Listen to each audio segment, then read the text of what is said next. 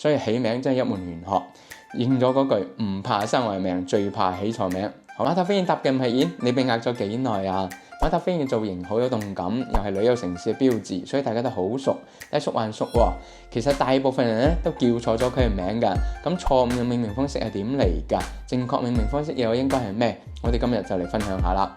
馬塔飛燕係1969年尾出土，然後運到甘肅省博物館。有個專家見到之後就寫文章發表，就認為呢件文物應該叫做馬塔飛燕。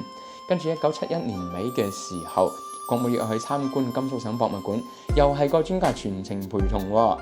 馬塔飛燕個名又好聽，國務院又冇咩時間仔細研究，所以認可咗呢個叫法啦。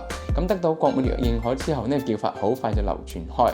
不過馬塔飛燕後蹄搭嘅嗰隻雀呢，對尾係冇分叉，對翼好似把劍咁，明顯就唔係燕子啦。所以到咗83年嘅時候，有學者提出應該重新命名啦。佢哋根據東漢張衡《東京賦》入面嘅兩句龍雀盤旋，天馬半看，就將呢個文物命名為馬超龍雀，個名仲加威水。不過根據古書嘅記載，龍雀嘅特徵應該係龍身豹尾，雙翼似竹。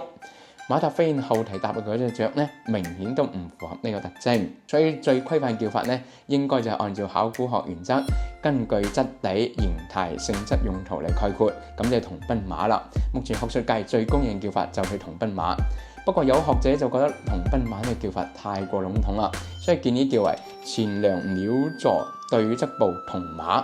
同賓馬已經夠平淡啊，呢個略顯囉嗦嘅叫法仲加冇市場啦。可以諗下，如果一開始係叫呢個名，肯定就冇咁多人知噶啦。所以起名真係一門玄學，應咗嗰句唔怕生壞命，最怕起錯名。好啦，我哋今日分享就到呢度啦，下期再見，拜拜。